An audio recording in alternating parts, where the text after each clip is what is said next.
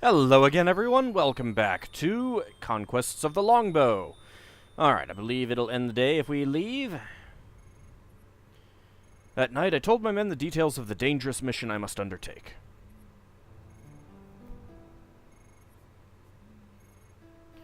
You look a trifle glum. Does Marion's task weigh upon you? I'll worry about that when the fair begins. I must also find a way to enter the tournament. And avoid Prince John's spies. No risk is too great for our king. And why so glum? I'm sure the maid cares for me, and yet... Did you flatter her, speak of her eyes, her lips, her hair? Take her in your arms and press kisses upon her? This is no simple country girl or vain strumpet. She has no patience for flattery. Mayhap I should have found some other way to express what was in my heart. If the maid does love you, I warrant she will find the way for you. The days to the Saturday fair speed by. Merchants, vendors, and travelers of every description come up from London, down from York on foot, horse, mule, in carts and wagons, or by boat and barge upon the River Trent. We leave Watling Street alone, having no desire to hinder those going to the fair or stir up trouble with the sheriff, until the time is right.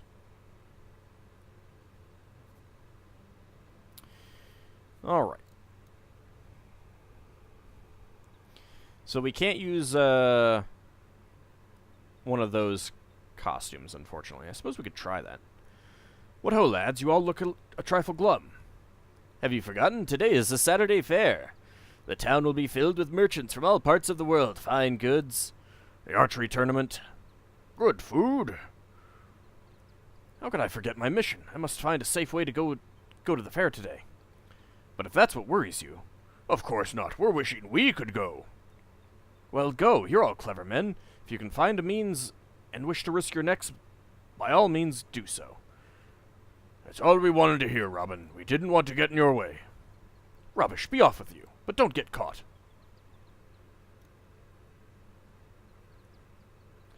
And they all slowly walk off the screen.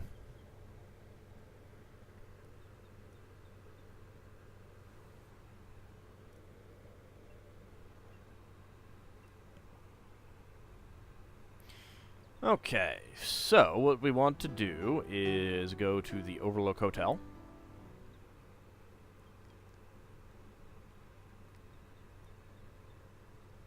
And wait for our friendly yeoman to wander down Watling Street.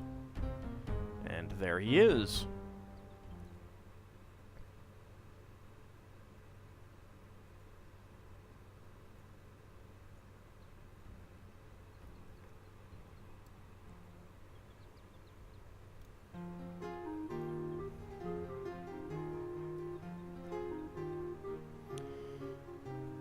And we've read this before. Actually, let's save it here.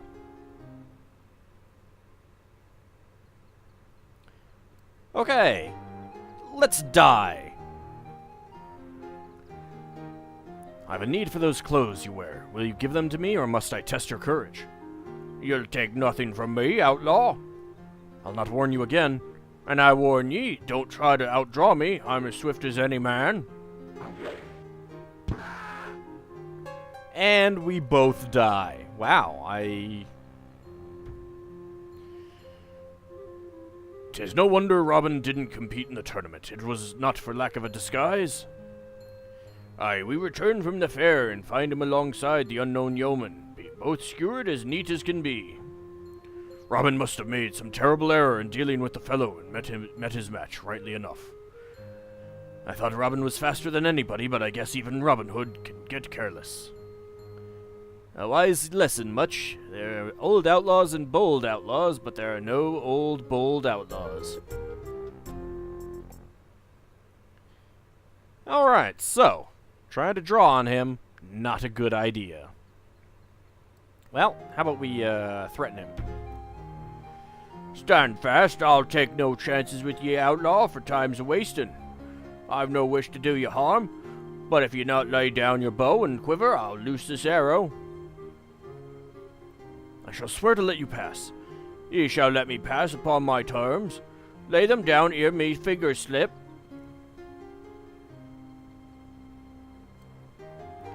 Stand ye aside, make no move until I am gone. I mark you well, friend. I'll not play target for your practice today. The road is yours.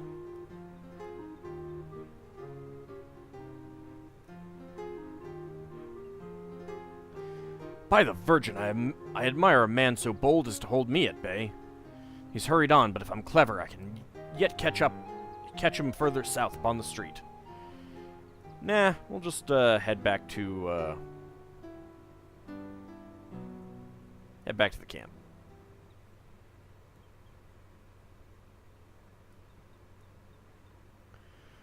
Ah, there you are. The lads and I have been enjoying the fair. I was sure I hadn't seen you there yet. And came to check. I've not gone yet. I've only the monks' robes, and I'll wager they're looking suspiciously at unknown monks in town. I suspected as much, so I brought you these clothes to wear. I met up with a yeoman from the North Country who came to try his luck at the archery tournament. Alas, the sheriff's favorite, Adam Bell, has taken the golden arrow, for there was no one of your skill to match him. The good yeoman looked miserable, so I traded him a bit of silver and a suit of Lincoln green for his clothes. So here they be. But the day wears on, Robin. Though you've missed the tournament, you've yet time to complete Marion's task if you hurry. To think that I let the golden arrow be lost when I could have stopped that yeoman this morning and gotten his clothes myself. I'm in your debt once again, John. I'll make ready at once. So, if you fail to get the clothes, Little John will be more than happy to do it for you. You'll not be recognized in this disguise, master. Best of luck to you. I'm off to meet a comely lass who caught my eye at the scrumpy cider keg.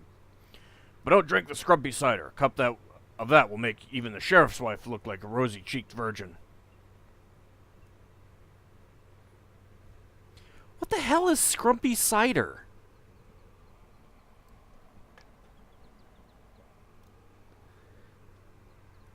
That is like the weirdest term I've ever heard. I've literally never heard of it before. Alright. I think all we need to do is meet up with the scholar at this point.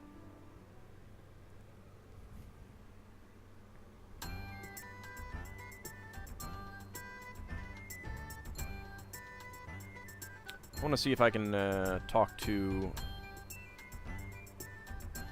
I think that's Marion.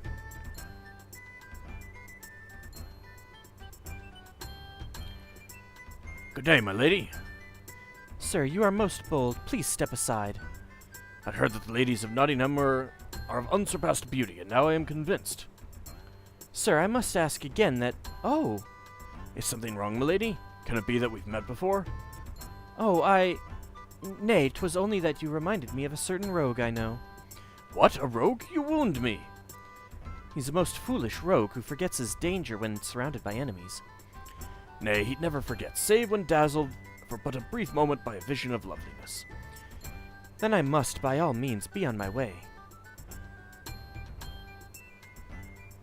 I don't think you can lose anything here.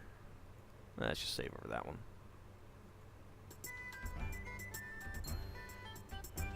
Sir, I shall not speak any more with you. It isn't proper. Okay.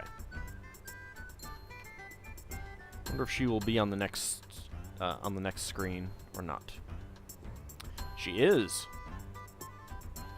All right. Well, we're looking for the scholar.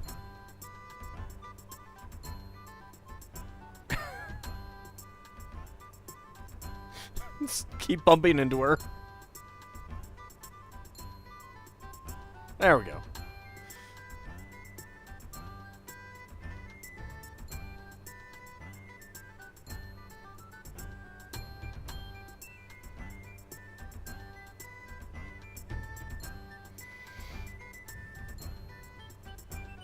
Yeah, her portrait looks very different there, I must say.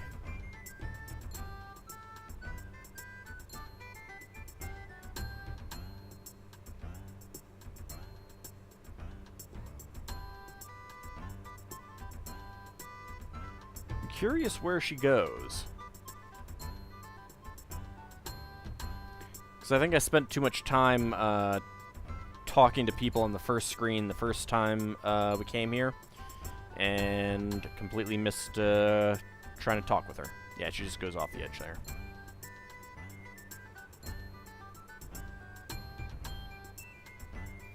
That probably is the trigger for... Yep, that's the trigger for the scholar there.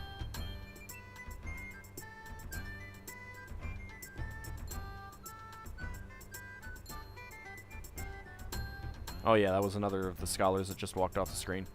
Oh well, we'll talk to this one first. I think it's the same scholar all the time, but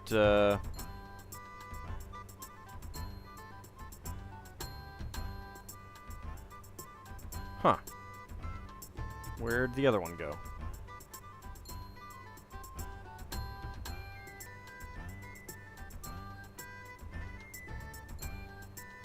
He was walking this way up here, wasn't he?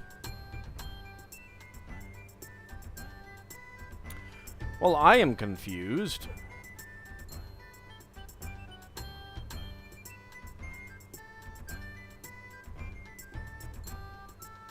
Ah, there we go.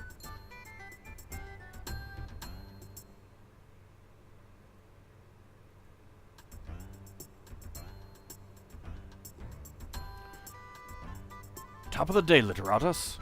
Greetings, yeoman. Whom have I the honor of addressing? Puck is my name. That's a heavy book you carry. Aye, knowledge is a weighty matter. Are you a seeker after wisdom, good sir?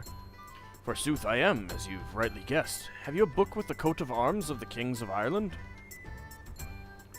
I can indeed help you with that. Is this it?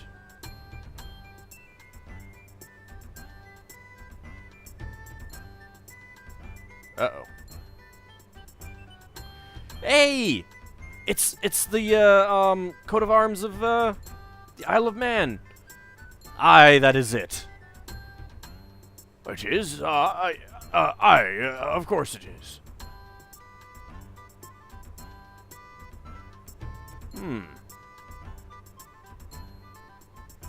Are you sure that you don't have that coat of arms? I'll look again. Is this it?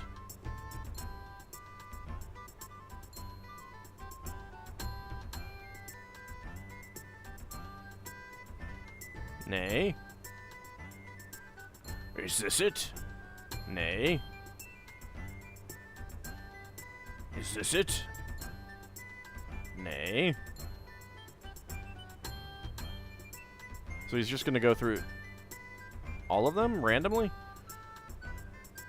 There's something odd about you, Master Puck. If you're a scholar, I'm the Queen of Spain. You're a bloody fool, spy! Seize him! I like how I just, you know, stood there. Look, he's got a good eye under his this patch. I know that face. It's Robin Hood! To the gallows with him! Oh. Well. Alas, after all the warnings Robin had about the prince's spies, he still fell prey to one. Aye, his caution failed him. He's learned much better now. 'Tis a painful education when caught upon the gallows.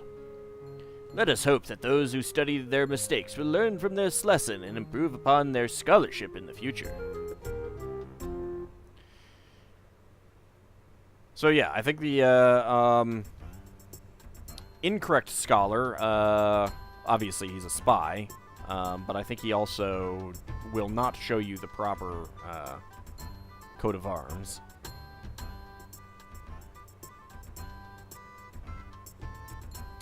This guy, I believe, is always the correct one.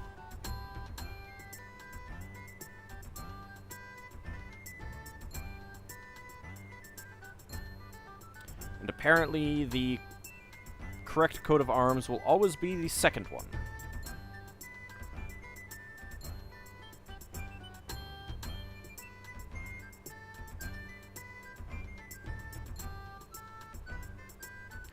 Good day to you, learned sir. And what does a yeoman want with a scholar? What else save knowledge?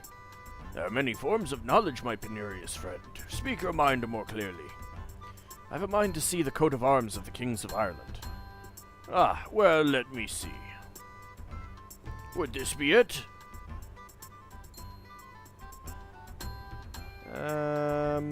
Nay. I was thinking about giving him the wrong answer. Perhaps this one then. Aye. In the name of Queen Eleanor, I bid you welcome. Do you swear by the Virgin Mary that you are the Queen's loyal man? Aye, and the King's. Now make haste and deliver that which you have. Deliver what you have for me. Even now our enemies search for us. There you go. Excellent. I thank you, yeoman. I have little money with me, but please accept what coins I have. Use them as you see fit. Aye. I must leave now. God save the king. Aye, with a bit of help from the outlaws of Sherwood Forest.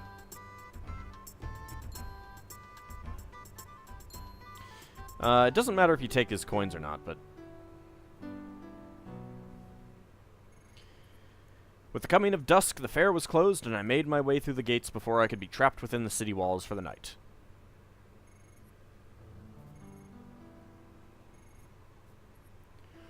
Cheer up, Robin. You found the scholar and performed the task Marion asked. But if I'd won that golden arrow, our treasure would be that much richer and our portion of the ransom higher. If wishes were fishes, we'd all cast nets in the sea. Such wisdom. Have you more pairs of such rarity? I shall fall silent and await your deathless words of advice, O grizzled graybeard. Hush, you two. You're worse than a pair of cuckoos. There's another place to look for riches, a sheriff's own coffers. Now there's a bold new idea to reckon with. I'll think upon it.